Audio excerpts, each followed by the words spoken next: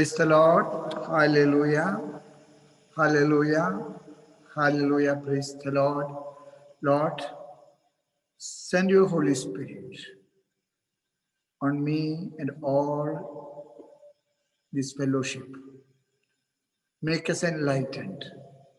Make us alive. Make us active. Sharpen our understanding. Transform us, please, according to your heart. Little Teresa of Child Jesus, today is your feast. You are a missionary. We thank you for your exemplary life. Help us to intercede for us before the heavenly throne. Mary, Mother of Rosary, Mother of Peace, please pray for us. We make this prayer through Christ our Lord. Amen. My dear brothers, I'm so privileged to be with you in this evening. Not to preach, but to share my inner sentiments of joy, inner sentiments of satisfaction. I was asking about this group. So the organizers told me this is a group of the priests and including bishops who are interested in charismatic movement. I became a bishop in 2010 and I was a charismatic preacher. And I was made the commission chairman of KCBC Kerala Catholic Bishops Council for the Charismatic Commission. Even now, I feel very much happy to call me a charismatic bishop. Actually, every authentic Christian should be a charismatic Christian. Charismatic is nothing extra added. Charismatic is something naturally added with our baptism. But we are not making use of it. So thank you, fathers, during these COVID calamities. You gather together once in a while. I heard that once in a month, and pray together and share the word of God and make intercessory prayers for the world, for the communities, for the needs of our families. I feel blessed to be with you. My dear fathers, I have selected a theme which I would like to entitle Quarantined to be Renewed in the Holy Spirit. And I took this theme because I happened to see a Facebook posting, very interesting Facebook posting by a young man. The family of Noah is the first quarantined family in the history. And I was very much inspired by that Facebook posting. Noah's family was the first family who was sent in isolation, who was shut down, who was locked down. And I think that this terminology, quarantine, 40 days isolation, comes from Noah's history. He is the one who was put isolated in the ark of Yahweh, the boat of Yahweh, for the deluge of 40 days. And he was isolated to be renewed. I would like to tell you something about this COVID situation. Actually, we thought that COVID is an epidemic affected in China. It was first reported in November 2019 from Wuhan. And the first impression was it is an epidemic affecting the small locality of China. But later, WHO said it is going to spread all over the world. And in 2020, January, epidemic is redefined as pandemic. Epidemic is something very much restricted to a locality. But this is affecting the whole world. Pan, that means pan means wider. The whole cosmos, the whole universe is affected. Pandemic. Now it is affected, as per WHO calculations, statistics, 25 million people. In 213 countries, more than 1 million already died. 12th January 2020, WHO named, I would like to say the word baptize, this virus infirmity COVID-19, which is the abbreviated form of coronavirus disease 2019. Co stands from corona, virus stands from V stands for virus, and disease D, and the earmark 19. So COVID-19 is expanded coronavirus disease 2019. It takes, according to WHO, at least 2 more years to put this pandemic to control. We have not yet found out a medicine. Although the rumors are going on that we have already found out the medicine. But according to WHO, we have not yet found out a medicine for this. WHO recently in a bulletin said it started as a physical ailment, a body disorder. Then it went to a spiritual disorder because due to isolation, everything is locked down. Our churches are locked down. Our activities are locked down. All the liturgical input sessions and inspiration sessions are locked down. And now it has become a spiritual emptiness. It has created financial constraints. Many have lost. I am working with the migrants from Kerala here in Hyderabad and all over India, 23 states. As per some reports from Gulf countries, 25 to 30% people from India are going to return to country because they have lost their job. It has become a big financial constraint, financial problem, crisis. Cut salary. The teachers are not getting salary in the private institutions. Till April they were getting, now no. And some of you have institutions. We are not going to give them because we are not going to any fees, revenue from the students. And the social restrictions are very big.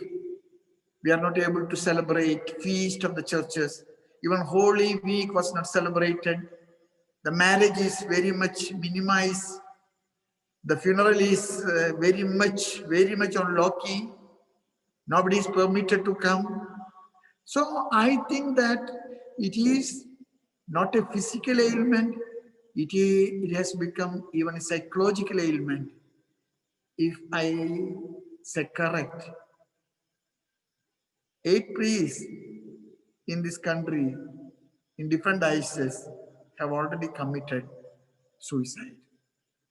In my own diocese, I have 2 bitter experience of young people committing suicide. Nobody knows. Maybe financial crisis. They lost their faith. They lost their hope. There was nobody to help them. They did not tell anybody. So WHO is instructing the government as well as the voluntary associations to take special care for the psychological empowerment of the people around. The psychological healing services. They don't call it spiritual services, but they indirectly hinting to the spiritual services. My dear fathers, I would like to tell you, this COVID has some spiritual implications. And if my whole dialogue is based on the book of Genesis, chapters 6 to 9. So after this discourse, you have to check the book of Genesis, chapter 6 to 9, the story of Noah. He is quarantined. The word for the first time in Bible used, in the history used, is in book of Genesis. He is quarantined. He was asked to lock down. He shut down. He is asked to keep distance from everybody. And surprisingly, quarantine was to save him and his family from the spread of evil and evildoers. Genesis very clearly says that Noah was sent to quarantine so that he be saved from the spread of evil, from the spread of evildoers. My dear fathers, my dear brothers, in Jesus Christ, I would like to tell you, this COVID, we have all understood as physical quarantining. If you meditate over the whole situation, I think God has a plan over this physical quarantining.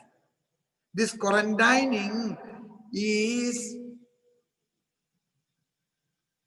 an isolation to be renewed in the Lord, to be repaired in the Lord, to be reconciled with the Lord.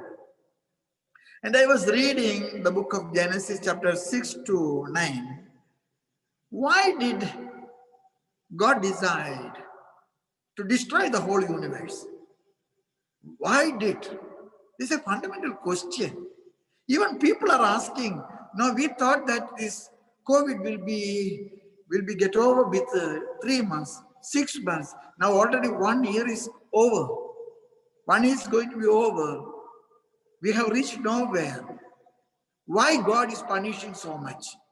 And God, in the book of Genesis chapter 6 says, I have decided to punish the world because the evil is multiplied. The evildoers have supremacy.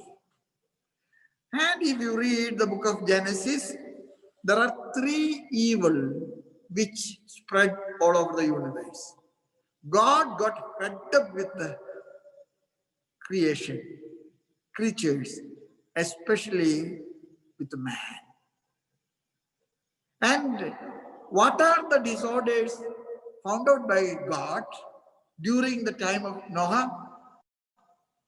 If you know it, I think that we are in the same situation. The 3 evil which God got irritated. Number 1, the denial of the supremacy of God. The people started telling, who are you to intervene in our affairs? We know how to control it. We are the custodians and we are the owners. You need not bother about it. Very often, even today, our people are telling the same to God. Who are you to come? Who are you to check us? Who are you to control us? We will do whatever we want. I would like to tell you, atheism can be dogmatic atheism, theoretical atheism, and practical atheism. Even those believers, those who practice religion, those who practice faith, practically now behave like practical atheists. They believe, they say that we believe God, but they live like atheists, calling God into question, God's existence question, God's authority into question. This was the first thing which irritated God. The second thing, exploiting the nature and creatures, indulging pomp show. My dear fathers, I tell you that quarantine, what we have learned from it, we have learned to live simple. We have learned to be humble. If you know the ordination, Episcopal ordination of Bishop Peter Kochupuraken, the auxiliary bishop appointed for the Diocese of Palakkad, he was nominated bishop in January, but Episcopal ordination was recently done. They thought that COVID will be over and they will solemnize it in a very most auspicious occasion. But actually, it was done in the cathedral with minimum 100 people, maximum 100 people. Nobody else could take part. The marriage is celebrated with 20 people in Kerala. The funeral is attended by only kith and kin. Only the kith and kin. We are returning to simplicity. A restriction putting on us. Now the December is coming. Our deacons are dreaming about their ordination, but very clearly Bishop started telling them that ordination can be done only with your parents and so tight, so dense relatives. So exploiting the nature, the creatures, indulging in pomp and show, even the construction of the churches, even the construction of the schools, even the construction of the bishop's house, wherever we are doing something, we show our domination. We are disturbing the world.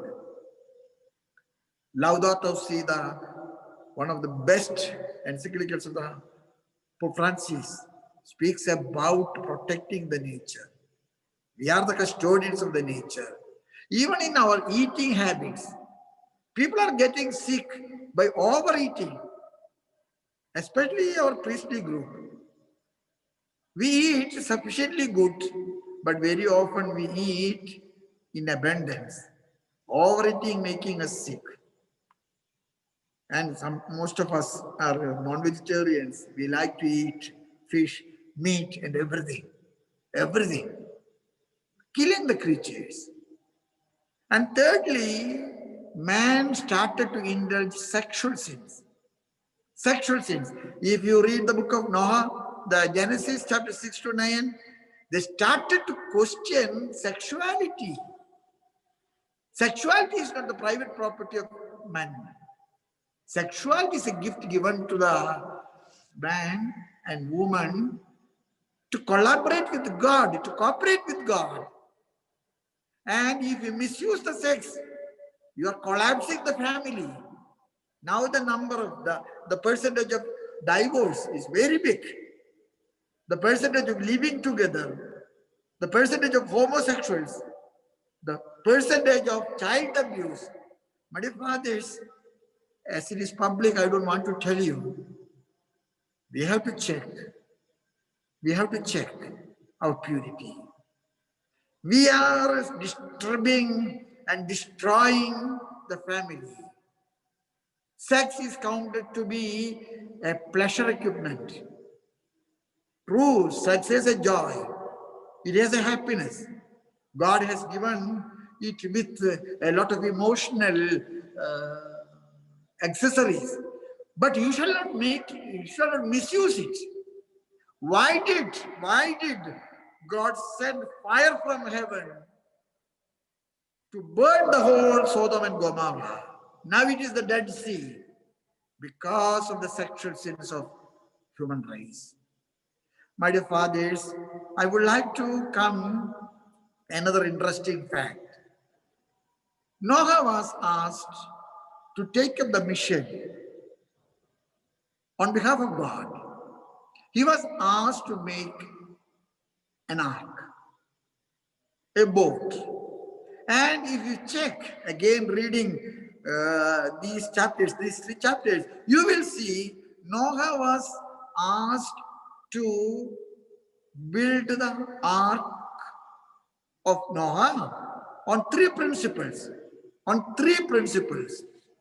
Number one, the architect of the boat is God Himself. The architect of the is God Himself. The wood selected, gopher. It's a simple wood. It is not costly as a rosewood or teak wood. God said that you take the most simple wood. Gopher you take. The selection of the wood, the interior design, the interior decoration, the length, width, height, everything measured by God. And the boat, according to me, a boat theocentric. The center of this boat is God. God was the architect of the boat. God was the architect of the Noah's Ark. So theocentric. And I should tell you that this COVID is a wake call to return back God. We are like disciples of Emmaus, going astray from Jerusalem to Emmaus. Emmaus is in the west and Jerusalem is the east. From rise to sunset, from rise to setting, we are going the wrong direction and God is calling back to Jerusalem. Noah's ark is theocentric, built theocentric. Secondly, Noah's ark is built ecocentric. Noah was asked to take all the creatures you take, the birds, the reptiles, the mammals, everything except fish. Because in the deluge, in the flood, fish will be surviving. Except fish, all the vegetables, all the plants, all the creepers, everything, all the animals, everything was taken. And some of the church fathers call Noah's Ark microcosmos. Not a microcosmos, it is the microcosmos. Noah became the custodian of the creatures. Noah became a watchdog to keep the nature, to keep the creatures, to keep and safeguard them. And it is ecocentric. And my dear fathers, I tell you that this quarantine is summoning us back to be natural, not artificial. We are living very artificial, all the luxuries, the big vehicles, the big banquets, the big celebrations, everything, the pomp and show. Now we are returning to the simplicity. We are returning to the humility. Today we celebrate the feast of Saint Teresa of Child Jesus. She is called the saint of simplicity and the saint of humility. She is called great saint because of her simplicity, because of her innocence, because of her naturality. We are living artificial. We are with pomp and show, luxuries. And number 3, Noah's Ark is centered on family centric. Noah has 3 sons and his wife. All the 3 sons were married. So all together in the Noah's Ark were only 8 people. Noah, the father, their mother, and the 3 sons and the daughters. A family-centered ministry. A family-centered. I tell you that what is now wrong with our world, that we are disturbing the foundation of the family. Marriage is being disturbed. The parish is being disturbed. Even our ministry has become very bureaucratic. We are away from the families. And I tell you that Noah's Ark was family-centered. the whole family, the whole creation, everything prayed together, everything sang together, the praise and worship done with the wind, with the animals, with the birds, with everything in the nature. Beautiful. On 4th October, we are celebrating the feast of St. Francis, the patron of eco-spirituality. One who lived in the nature, one who enjoyed the beauty of the flowers, one who enjoyed the murmuring of the birds, one who enjoyed the fishes of the sea. We have to be family-centered. My dear fathers, I would like to tell you some implications, the spiritual implications of COVID. COVID is an invitation to be in isolation. But don't take it negatively. Very often, this isolation is being understood as imprisonment. Imprisonment. We are jailed. We are not permitted to go around. We are not permitted to travel restrictions. And I would like to quote something from a homily from the Holy Father Francis. Francis said, our activity very often resembled the activity of Martha in the kitchen. We are making big sounds. We are making big celebrations. Even in the church, feasts are celebrated with a lot of noise, with a lot of bands, fireworks. I am not going to the other extreme. I need everything. We need everything. But sometimes we are exaggerating things. We are exaggerating things. And lockdown, according to Holy Father Francis, to sit at the feet of Jesus like Mary. Martha complained. She's sitting quiet, doing nothing. I am preparing the dinner for you. Ask her to come to the kitchen, clean the dish, cut the meat. Lord said, Martha, Martha, you are worried over so many things. What is most required, what is most necessary, what is most essential is opted by Mary. But fathers, our pastoral ministry sometimes has become a celebration of our ego. A celebration of ego. Very often, I would like to celebrate Mass as the main celebrant only. I don't want anybody becoming main celebrant and I am a co-celebrant. Very often, our most of pastoral ministries is a celebration of our ego. The ego of preacher, the ego of the main celebrant of the matrimony, the ego celebrated in the funeral, the ego even celebrated in the sacrament of matrimony. Holy Father says this lockdown, this shutdown is an invitation to be isolated like Mary, sit quiet at the feet of Jesus, listen the word of God, read more. My fathers, I am a very busy man usually. Holy Father once funny way said to me, no, your dice is so massive and you are a bishop with wings and wheels. You are flying all throughout India. And I am the chairman of the Commission for the Migrants of the Syro-Malabar scattered all over the world. I am flying to meet them. So you are a bishop with wings and wheels.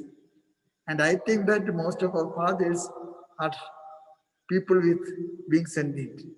We are restricted, but this restriction is to be understood in a spiritual way. Teresa of Avila, in the interior castle, beautiful theological classical, she said, the last floor, the 7th floor of the castle is the room of the bride and bridegroom. You are alone with the God, and COVID is pressing us. COVID is pressing us, putting high pressure on us to be alone with the Lord.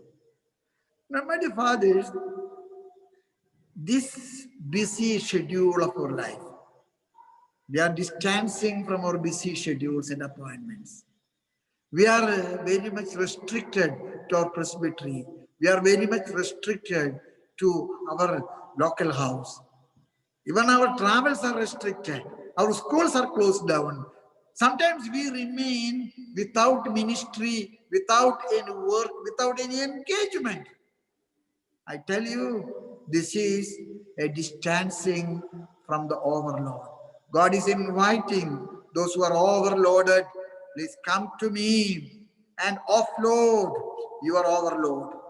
So quarantine, this lockdown, this shutdown is an invitation to offload our unnecessary engagements. Now I would like to tell you some of the symbolisms of the church fathers, St. Augustine and St. Jerome, St. Cyprian, Origen. Those church fathers say the Ark of Noah is the prototype of the church as an individual, as a family, as a parish, as a community, as a congregation. Sometimes we consider the ark is a prototype of the church, macro church and micro church. Remember that St. Paul calls you and me the temple of God. You are the temple of God and you are an ark. And our family is the domestic church. It is the Ark of Noah. Our community where we live is a family, a micro ark, micro church, our congregation, our diocese, our communities. So the ark is the prototype of the church. And every priest and every parent is called to take up the responsibility of guiding and guarding the ark. As parish priest, you are called to undertake the role of Noah, to renew. This quarantine shall be understood positively, not negatively, spiritually, not very materialistically. We are invited to undertake the responsibility of Noah to shut down so that to be renewed. To shut down to be renewed. My dear fathers, as priests, we have the responsibility of Noah to be an instrument in the hands of God to renew the world. Noah's ark is designed theocentric, ecocentric, and family-centric. My dear fathers, our ministry shall be reorganized. Our ministry shall be redesigned. Our ark shall be built according to the design of God. It should be God-centered. It should be eco-centered. It should be family-centered. Very often I have seen from my experience, very often a parish priest comes to a parish for 3 years or 5 years. When he goes, the people count the merit and the power and the vigor of his ministry by achievements. He has prepared our church. He has built that chapel in the cemetery. He has put new doors to our church. He has brought a cross from Palai and put it to the compound of the church. He has put that grotto. Very often construction has become a big business of our priestly life. And very often we are doing the works of the engineers, construction, but we have to construct the boat with the nature, with the creatures, with the families, with our own life. So we have to arrange our mission and ministries according to the design. And again, I would like to call one citation from the Peter's epistle, 1 Peter chapter 3, verse 20-21. Peter says, the flood became the water of baptism, the water of cleansing. These calamities, this cry, these tears, this crisis, according to Peter, is the water of baptism. It is washing out our sins. It is taking our blemishes. It is making us pure. You are baptized again. You are, my dear fathers, it's beautiful that we are coming together. You are getting baptized. Again, the measurement of the ark is very much, according to St. Jerome, symbolically means the mystery of cross. According to the Genesis, the ark is made 300 cubic feet length, 50 cubic feet width, and 30 cubic feet height. According to St. Jerome, symbolically means it is the size of the cross. The crucified Lord on Calvary. An ark is the symbol of the crucified Lord. And every renewal in the church, as individual, as families, as communities, as parishes, shall become the fruit of penance, the fruit of fasting, the fruit of doing reparation for our sins. It is the symbol of the crucified. Jerome beautifully make an expression, only crucifixion will give you Christification. Only you get crucified with Jesus, that will give you the facelift of Christification. St. Francis of Assisi is called the second Christ because he resembled his life so close and clear to Jesus. So close and clear to Jesus. So crucifixion is the way to get Christified. We become resembling to the face of Jesus. According to St. Augustine, the crucified body of Christ is opened in order to certify the death of Christ. When the soldiers wanted to break the bone, the centurion said, no, he's already dead. They took the sword and put onto his heart, from where water and blood came down. They pierced his heart. And the Ark of Noah has a small window through which the raven was sent out. The dove was sent out. And according to St. Augustine, this window is the opening of the heart of Jesus. The window is the opening of the heart of Jesus. You will be saved by your tears and by the gifts of the Holy Spirit. Water and the blood. Water and the blood. We are putting water into the chalice to mix with the wine. What is the meaning? According to Church Fathers, water is the symbol of the tears of the people. All these tears and crises shall be taken, the water to be added to the wine, so that you become the body and blood of Christ. The body and blood of Christ. You become purified by the water rushing from the heart of Jesus. The window of the ark is also symbolically means the window of the Pentecost. The window of the Pentecost. The Holy Spirit came to the upper room through the roof. And this roof is symbolized by the window. And you see that Noah had sent first a raven out. He did not come back. 6 days later, he sent a dove. It came back, but without anything. After 7 days, he sent one more dove. It came back in his back, a new branch of olive. And that is the symbol of peace. That is the symbol of peace. Renewal only will give you peace. Reconciliation only will give you peace. People are crying for peace, but peace is the fruit of renewal.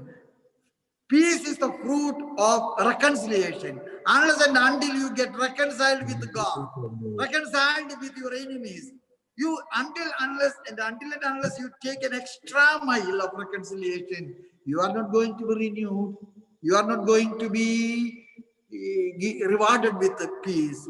My dear fathers, my dear sisters, I would like to tell you, when he opened the door of the ark, all the creatures came down. Noah and his family came down. Noah prostrated and adored the Almighty Yahweh and offered an animal, and the fragrant smoke went up to the heaven. Lord became pleasing. God pleased in Noah and called him, Noah, Noah. Noah looked up and saw the rainbow. And Lord said, Noah, I enter a new covenant with you. The covenant of rainbow. Rainbow, you know, scientifically is white. But when it is given on sunlight, it will shed into 7 colors. And the 7 colors are the 7 gifts of the Holy Spirit. Every renewal is the fruit of the gifts of the Holy Spirit. My dear fathers, my dear fellow brothers, I would like to tell you the problem of the Catholic Church. You consider charismatic gifts as something extra given. No, it is something substantially and naturally given to your life. All your abnormalities, all your disorders, all your spiritual infirmities are the result of loss of Holy Spirit. That is why King David in Psalm 51 cried, Lord, Lord, you shall not take away your Holy Spirit from me. If you don't have a Holy Spirit, if you don't have the gifts of the Holy Spirit, you will not function as a holy priest. I will not function a powerful instrument. The beautiful reading from Galatians, we started with reading it. Beautiful. The instincts of the flesh are to be removed by the gifts of the Holy Spirit. My dear fathers, I conclude this reflection that you shall not take COVID calamities, the continued COVID miseries, as something negative. It is to be understood positive. It is a wake-up call, like Nathan. Nathan came to the palace of King David to wake him up from the slumber of sin and sleep. And COVID is a wake-up call to get up, to get reconciled by the blood of Christ. All the sufferings, all the miseries is a participation in the crucifixion so that you and I become identified to Christ. My dear fathers, Mary, the mother who stood under the cross, shall become a mediator for all of us. I know that almost all the fathers are very much depressed. We are people without any community. We are people without any ministry. And I think that fathers are undergoing through not only spiritual crisis, but even psychological crisis. This kind of coming together shall become for us a new Pentecost. We shall be renewed in the Holy Spirit. We shall look up and we shall see the rainbow of hope, the rainbow, the gifts of the Holy Spirit, and we shall renew us. I request all the fathers to keep me in your prayers, your humble servant. I'm a sinner. You shall pray for me, so I shall also be renewed. I shall do my ministry with fidelity, with honesty, with sincerity. May God bless you, my fathers. We all remain united in Holy Spirit, united in the Eucharist, united in the Word of God. Amen.